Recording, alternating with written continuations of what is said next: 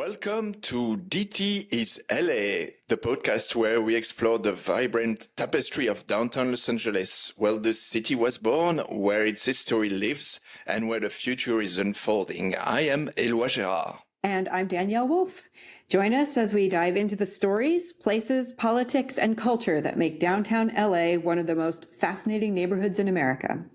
In today's episodes, we are exploring the upcoming 2028 Los Angeles Olympics, with a focus on what LA is going to do to prepare, what challenge the city faces, and how the plans will affect DTLA. So let's take a stroll through the streets of DTLA together. Don't forget to subscribe to DT is LA on your favorite podcast platforms and follow us on social media for updates and behind-the-scene content. Yes, you can just do it now. Click on the thing, click. Now let's get started. What have you been up to? Yes, we did a little strange thing this morning. We went on Hollywood Boulevard for a ceremony of where an actor received a star, and but I forgot his name. Vince Vaughn. Vince Vaughn. Yes. Oh, everybody knows him, but I'm not so good at names and remembering the stars of Hollywood. But yes, we were just there. And then there was this other most known star to me. There was Mel Gibson, who was here to enjoy his time. And he was just looking on the sidewalk to see the stars. And he was a little bit lost. He's not so young anymore, but we still love him.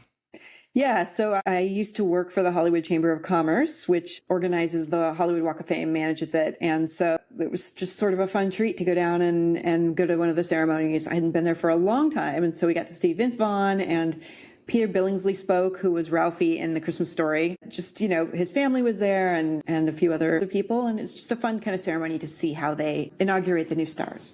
Yes, I guess you've done it hundreds of times, but for me it was a first, and it was a kind of funny Hollywood things to do. And we got in the special guests section, so that's the way to do it for sure. Absolutely. Beyond that, we have a really fun topic today that I think I'm really excited to talk about. I hope you are too. We're talking about the Olympics, as you mentioned earlier. So what is it about this topic that you're excited about? What I am excited about is that finally the French people can do something else, and we don't need to hear about them anymore. So just for people who would forget about it, I am not French. I am from Belgium, and we have like a kind of historic beef between our two little nations, especially mine.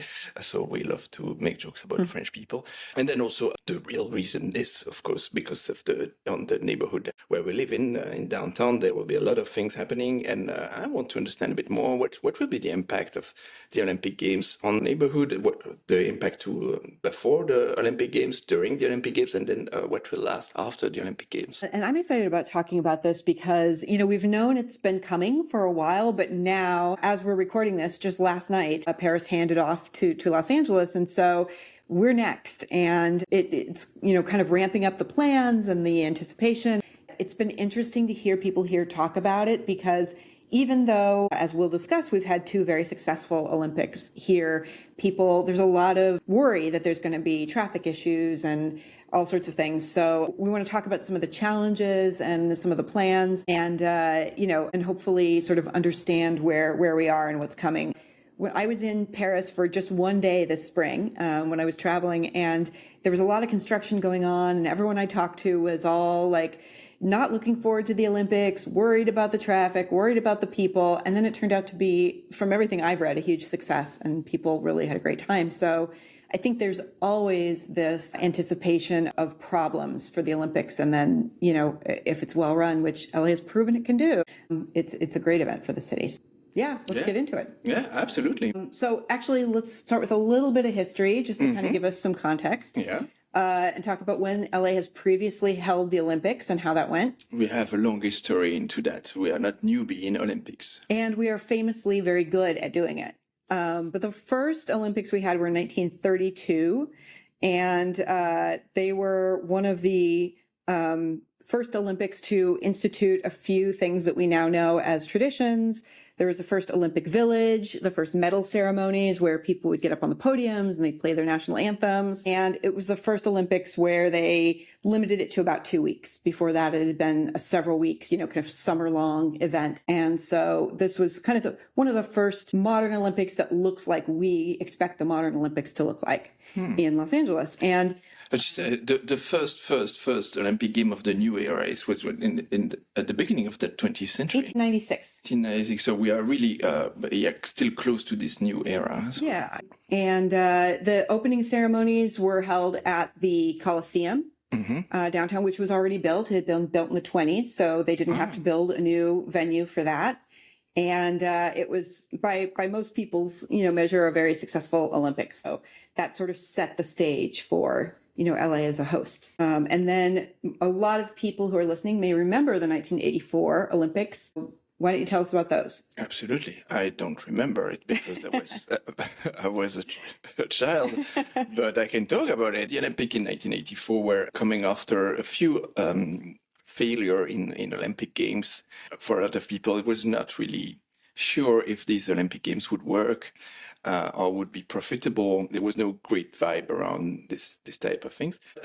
Actually, LA did great in this time. Again, succeeded in hosting very successful games where even and it's very exceptional, I think, for games, it made profits of $250 million. But if there is a place where we can make profit out of entertainment, it's here, of course. What do you think? There was a lot of politics around these games because Reagan was president during this time.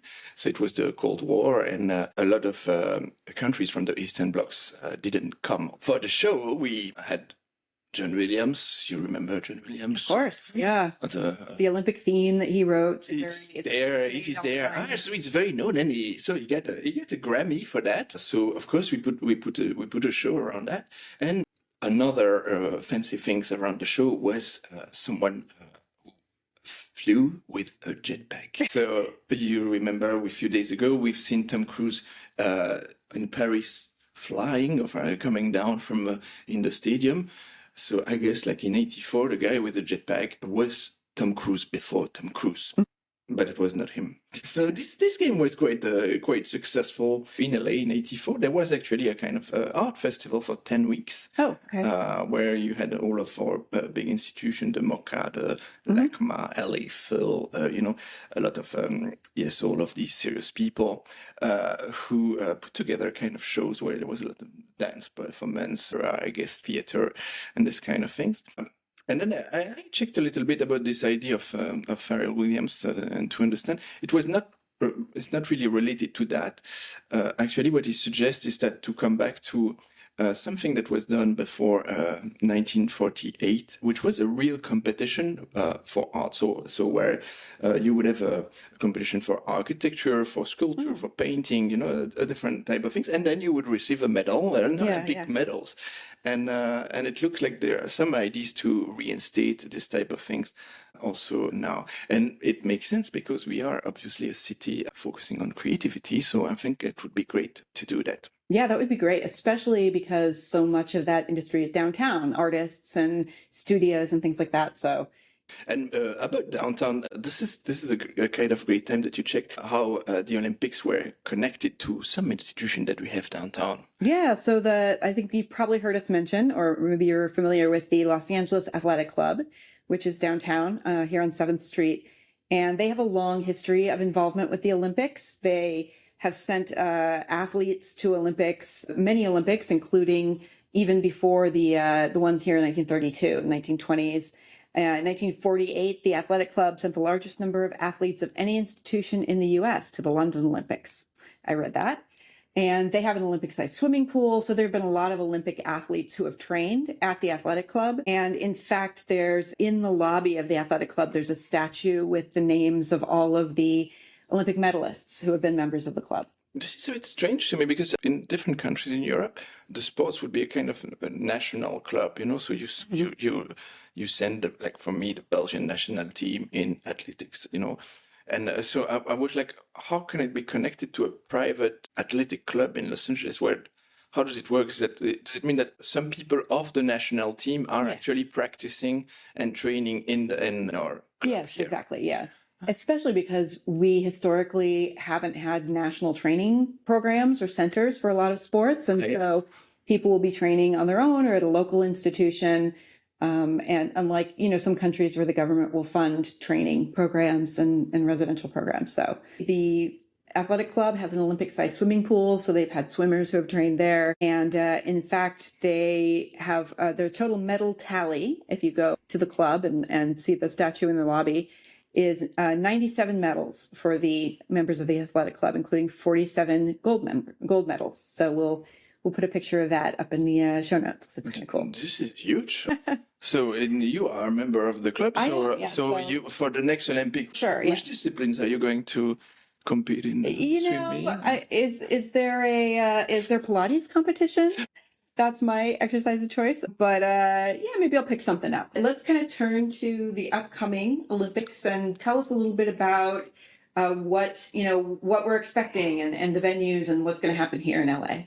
Okay, so let's project ourselves into the future, and we are now in 2028 in Los Angeles. Exactly like now, we will be in an election year, and the president might be or Donald Trump or Kamala Harris. If it's Donald Trump, it will be the end of his term, and we will be in a kind of insurrection mode. Maybe we might be in a moment where he might want to stay in power, and then we might be in a moment where a little civil war could come.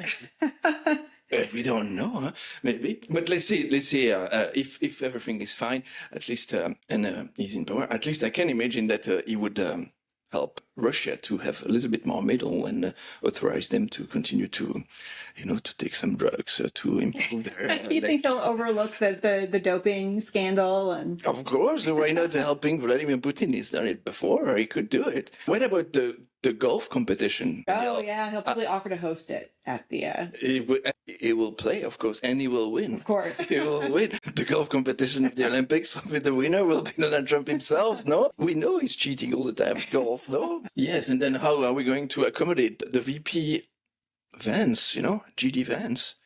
No, he's a gun guy, so maybe one of the shooting sports. No, I was thinking about the seat. Maybe he will want to sit on couches. Sorry. So it's just to imagine how the future would be, how dangerous or funny, or we don't know. Maybe we will be dead at this time. But if that doesn't happen, then what will happen will be like some cool things. First of all, there will be new disciplines in our Olympic disciplines that will become core. And I just put nothing interesting is skateboarding and surfing, because hello, this is LA, so we do skateboarding and surfing. Infrastructure. How would it look like? Where will be the things? So we know that there will be no new venues. There will be just an upgrade of existing venues, but it will be 4 main areas within there. And then outside of that, there will be plenty of other things, but the main 4 things will be first downtown, where the big things will be located, and I'm going to talk about it after. The San Fernando Valley with some stuff there. Around Carson, which is, we talked about it not so far from the tennis club of the Williams sisters, and there will be tennis there. And then Long Beach for all the beach things on the sea and volleyball. And then I thought that, because Snoop Dogg had such a great time for NBC at the Olympic, and Snoop Dogg is from Long Beach. So I was thinking that maybe there is a little lobby from his side to make sure that Long Beach will be an important part of this upcoming Olympic, He looked at having a great time. I suppose like in 4 years, he will still be there. And then for golf, it will be the Riviera Country Club.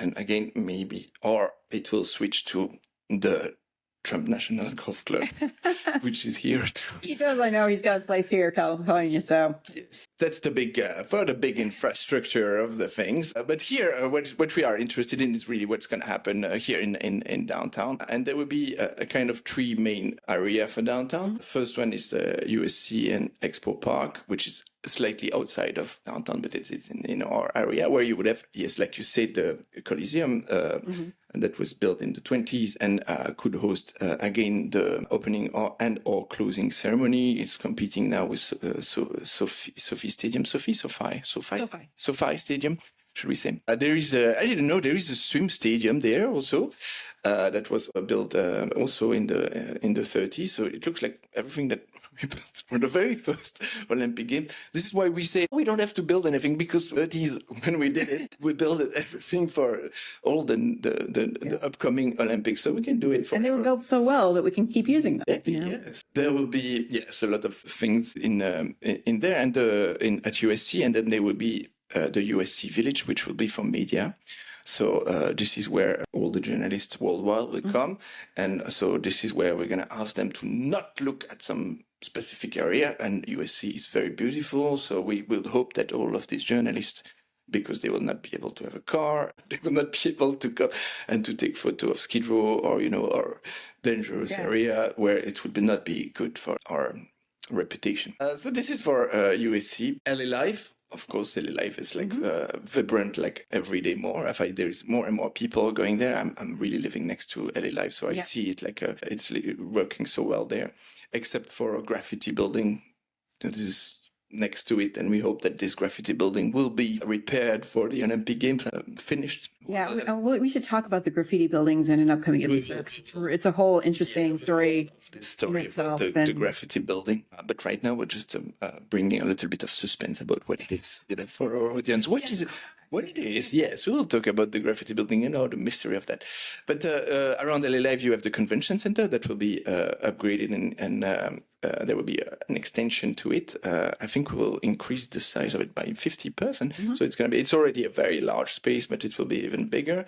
We'll have the Crypto.com arena, that the website of the LA’28, the official website, do not call Crypto.com arena, call it Arena Downtown. Because they can't do a corporate sponsorship. Yes, there is no, so all the names are different. We don't know, there is Arena, so it's a bit strange right now, but I guess that's the idea. And unfortunately, it looks like our beloved Crypto.com Staples Center will not host the basketball competition, and that the new Inuit Dome, which has just been built and finished like a year ago, could do that. And I can imagine that there is a little politics behind for our audience, the Inuit Dome, which is in Inglewood, is now the home of the Clippers. And the Crypto.com arena, which is here downtown, is the home of the Lakers. And it looks like in the political fight between the Clippers and Lakers, the Clippers won to have the basketball competition over there instead of being here. And so maybe Steve Ballmer, who is the owner of the Clippers, succeeded in doing that. So yes, this is the little politics of LA Live. And we'll have also big things in a Grand Park that will host all of the outdoor things like the marathon or some race. And then very interesting things for the city itself, I think for our downtown, will be the connectors between these three main venues will be Figueroa Street. So Figueroa Street really comes from all the way to Grand Park, not exactly Grand Park, but not so far, to LA Live, and then goes down to USC. And it has been decided, and there is already a lot of work around that to make it a kind of more walkable, and maybe it will be fully pedestrian during the Olympic Games. Maybe, I don't know. There is still a lot of work to do, because with my running club, we go very often on Figueroa and go all the way down to USC. And there are still some areas that are not walkable and not nice. And it would be great to improve that. Yeah. But this axis would be so interesting after, the aftermath of the Olympic Games, if we can have this street being way more walkable for the future. Yes. By the way, I noticed that it will be renamed the Kobe Bryant Boulevard in some area. So it sounds like there's, in addition to things going to be done on the West Side and Inglewood and Long Beach and some other places, there's quite a bit happening downtown, just because of kind of the things we have down here already, the Coliseum and the Convention Center and stuff like that. So it's going to be a busy time, and a lot of it will be here in this neighborhood. Talk a little bit about how all that's going to come together. And you mentioned like things that will, for example, the changes on Figueroa Street will hopefully kind of extend after the Olympics to benefit the city, after it's over. And one of the biggest issues with the Olympics, and something that I hope a lot of people hope will be a long-term improvement, is transit and transportation. So in order to kind of, address that, the city passed in 2017 something called 28 by 28. It's a motion to speed up 28 transit projects in time for the Olympics. So the transit projects are everything from the metro expansion, dedicated bike lanes, improving of certain transit stations, things like that. So how is it going now, 7 years after it was approved? Let's not talk about that. And we're here to face the challenges and the... Where are we now? It's a challenge. Which one are the? Do you know which one are the most completed? Well, we have 3 completed projects out of 28. Out of 28, but we have 4 more years. 7 of them are under construction. 6 are in the engineering phase. 12 are in the planning phase, and 10 will definitely not happen in time. And this is according to, some research that I did. Basically, a lot of it is, a lot of it has to do with the metro and expanding the metro to LAX, which is happening, but behind schedule, as we know. Expanding the Purple Line all the way to Wilshire and La Cienega, so kind of through West Hollywood and that part of central LA. In the Valley, they're working on a bus rapid transit line from North Hollywood to Pasadena. So that will take people across the Valley, without having to deal with the freeways. A number of other kind of metro-focused things, especially a connection of a couple of lines to LAX, which is now scheduled for late 2025. And Vermont Avenue is supposed to get bus rapid transit. So there's a few things like that that are designed to get these major, streets and major thoroughfares moving more quickly and to get people onto transit. So that is 28 by 28, which is already not going to happen, but they've sort of refocused a little bit to try to catch up a little bit and, make sure that we can actually get some benefit out of it and get as much of it working as possible. To give some credit to the administration, the main venues, like for example, everything that is downtown, all of that is already way connected to the metro. There is nothing to do about that. But it's just like some connectors to go to that, like the Olympic Village in CLA. That should be finished in 2027 or 2020. We are, just 1 year delay or 2 years delay. And, it's not going to happen. That is a little bit at risk, I think. The airport, maybe because it has been now 2 years of delay, so we will see.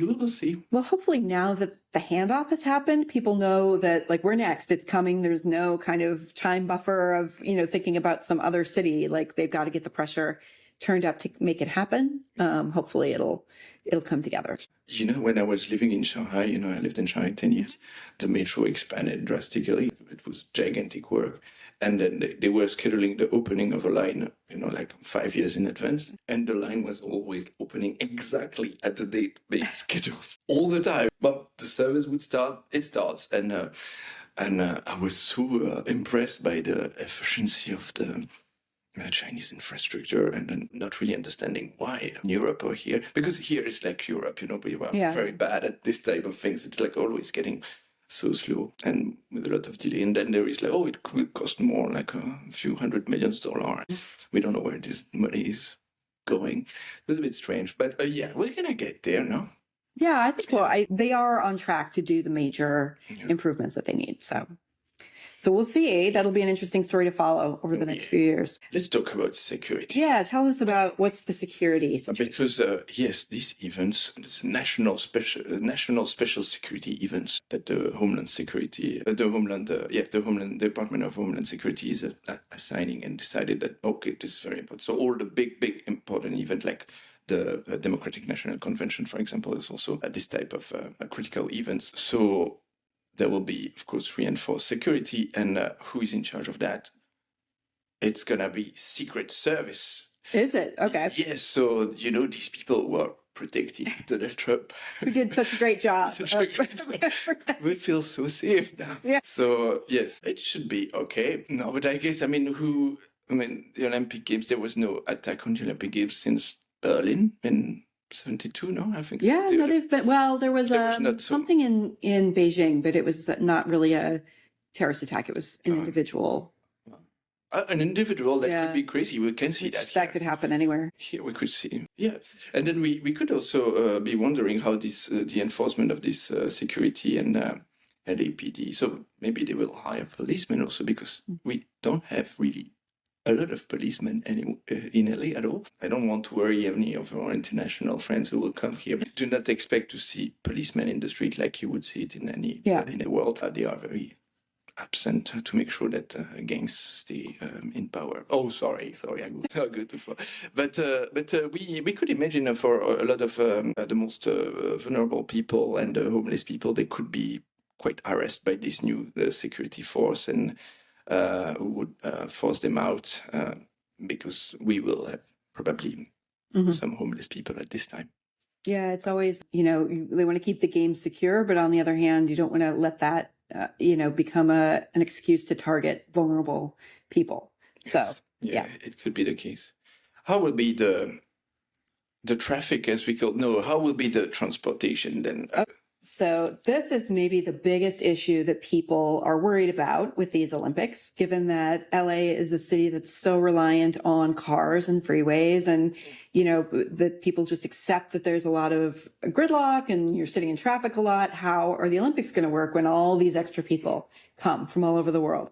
So they kind of have promoted the 28 Olympics as the car-free games, and was speaking with a friend recently who works with the LA County government, who said that they're planning not to have any parking for the Olympics, that it's all going to be public transportation, shuttles, dedicated shuttles for the Olympics, bringing athletes from the village to the venues, that kind of thing. They've backed off a little bit on calling it the car-free Olympics recently, as they realize it may not be totally possible, and they're referring to it as transit first games. So they're hoping to kind of direct most of the, people onto transit. But that was a big concern in 1984 too. And everyone who lived here at the time now says it was the best traffic they've ever had. That I think a lot of people who would normally be going to work, work from home or change their schedule. And that it worked really well. Hopefully, I think in '84 they were working on Zoom call. Well, they carried their files home with them and typewriters and.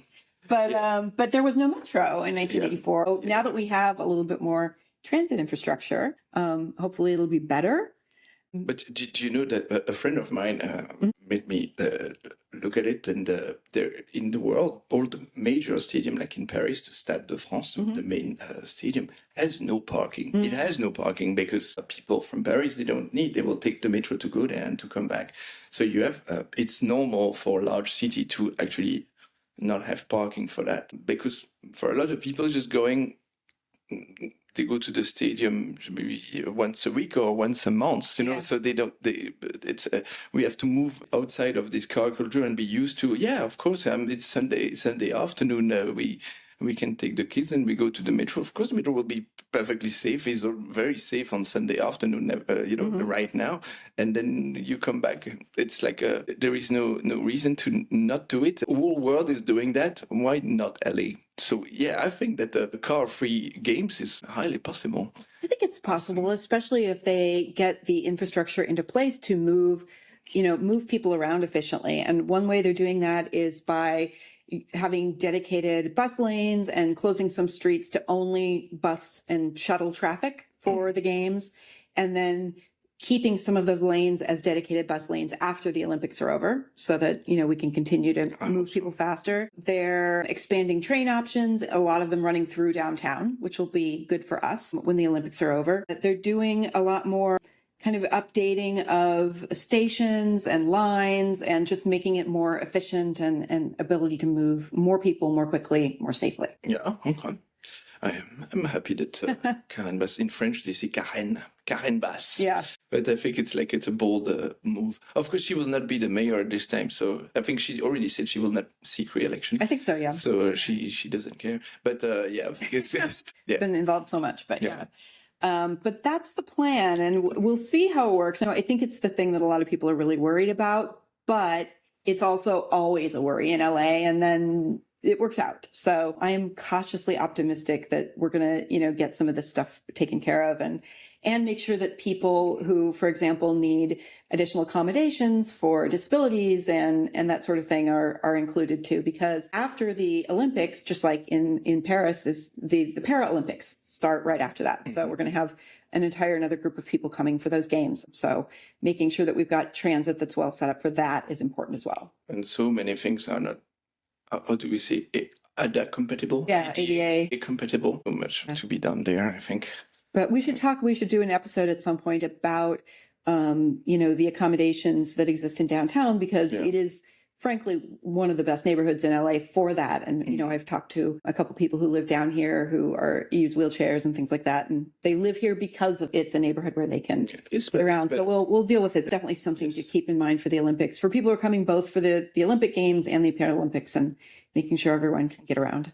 But speaking of other people who are, experiencing some challenges, what about our local homeless population, and what are the concerns about that? Because that's a big question, is to see what's going to happen there, because this is the image of the city which is at stake for that, I think. So we have, of course, the largest homeless population in the world here in LA. And what they've done in the 80s for the 84 game, it was the strategy of containment that is still, we could say, still ongoing. So it's to concentrate as much as possible the people in Skid Row, which is the best way to increase the size of the homeless population, because the more you concentrate people, the poor people, the less opportunity you give them to actually exit the situation. And there was also, I suppose, kind of Gavin Newsom at this time, who was also policing and trying to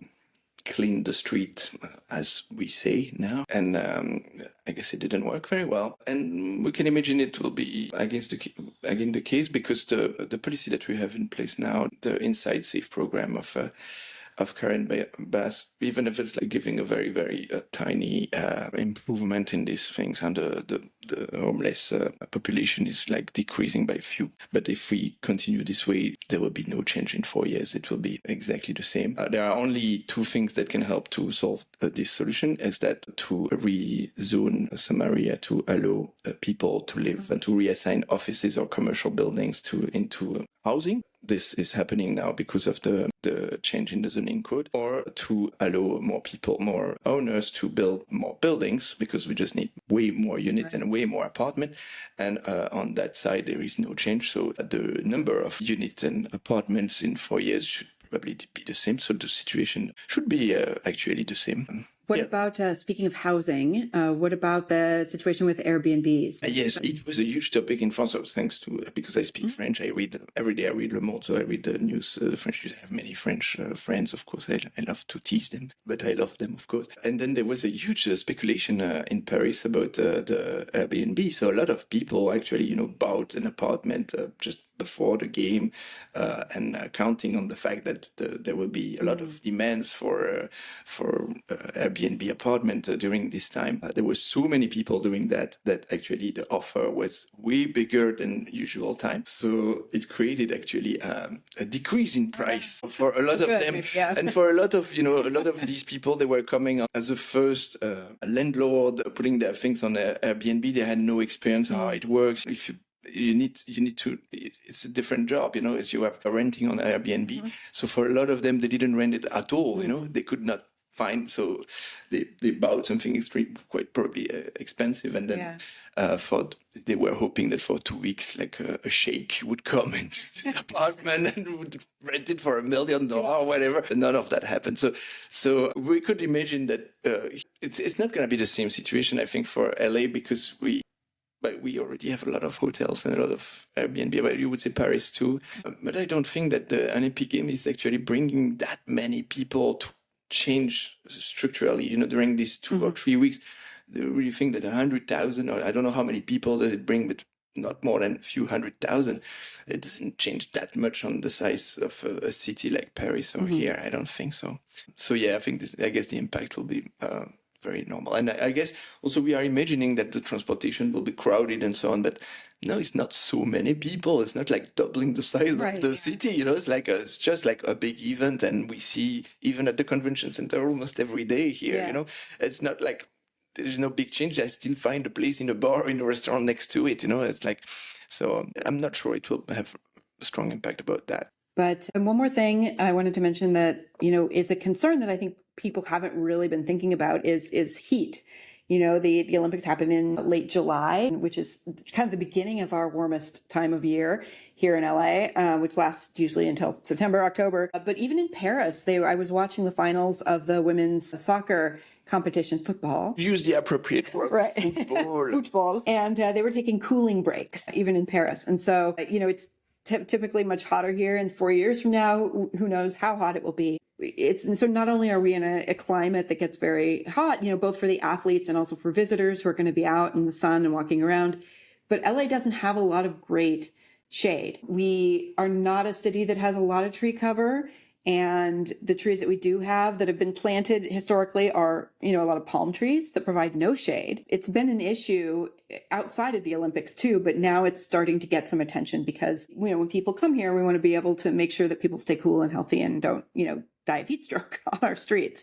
So just a couple of things I thought I'd point out that Karen Bass and her administration are doing a tree inventory of the city where they're going to different neighborhoods and looking at the shade cover. And it makes a huge difference in the temperature, whether there's shade or not.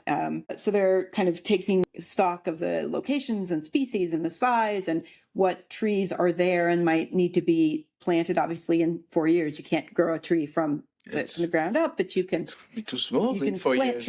Bring trees in. If we bring the tree over. They can do some of that, but also maintaining the trees that are there and addressing some of the shade inequity in the city. Some neighborhoods that have, extensive tree cover. Like Beverly Hills, people, the rich people, they can have shades. But in Skid Row, no shade at all. Of course, there is no tree. Right. Yeah. And then we have to imagine that there is a lot of space where it's like a gigantic parking lot, hot like crazy, where there is no vegetation at all coming out there.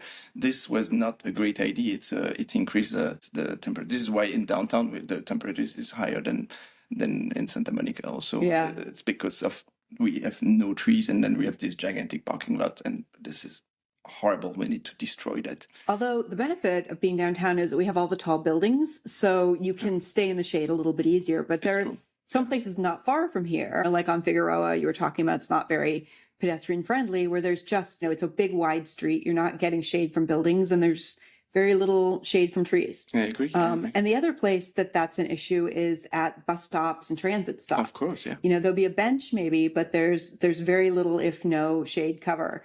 And, there's some attempts to deal with that, but they run into all sorts of restrictions, like if they put up something that gives shade, it can't extend out a certain amount over the street or into the sidewalk, and it needs to be able to stand up to wind. And, so it's not easy. It's not as simple as just putting up a cover over a bench. But that's the kind of thing that can make a big difference if you're sitting there for 15, 20 minutes waiting for a bus in the direct sun, so it's even little things like that will make a difference to the people who are coming here, and then hopefully will be long-term impacts for the residents. Do you know, I recently read that there is a study and there is a correlation between the heat, the temperature of the city, and the aggressivity and the violence. Yes, there is a direct correlation. So the hotter, the more violent the place will be. Outside of other circumstances of guns and everything else being equal. Yes.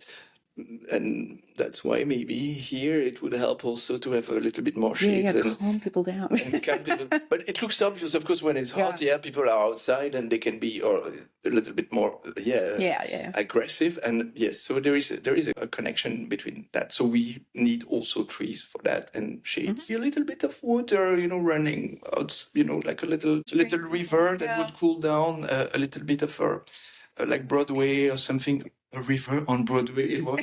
Crazy. What are you talking about? But I think cool. Yes, okay, I'm dreaming. Anyway, so those are some of the kind of challenges and the things that are, that are being planned for the Olympics. And we'll see how we'll check back in and see how those are going in the next, couple of years. But if you are interested in following how the preparations for 2028 are going, of course, come back, listen to us. We'll keep talking about it. But we'll also put some links in the show notes to some resources that we have found really helpful when we're reading about it. So you can go to those and check in on those yourself. In addition to coming back, to talk to us. If they succeed in doing something like Paris, because the most important thing I think that Karen Bass noticed is that there is a huge involvement of the population, of the Parisian people and the whole France as a country were really involved and living these games on a day-to-day basis. I think that it would be great that we reach this type of things also, and that all Angelinos feel engaged and connected to these games. And as a celebration of the city itself. Yeah, it would be great for downtown and for the whole city, and whether that means volunteering or making your voice heard with public officials to make sure that everybody knows that you are interested in, and just making your voice heard and getting involved. So. That's all we have for today. Thank you for tuning in to DT is LA. We hope you enjoyed this journey through downtown Los Angeles. If you loved this episode, don't forget to subscribe, of course, to like and review us on your favorite podcast platform. Your feedback helps us to bring even better content to you. And we would love to hear from you. So connect with us on social media or visit our website at dtislapodcast.com. Got a story or topic you'd like us to cover? Let us know. And we're always excited to explore new angles and hear from our listeners. Thank you for listening. We'll see you next time on DT is LA. Thank you, guys. Bye-bye.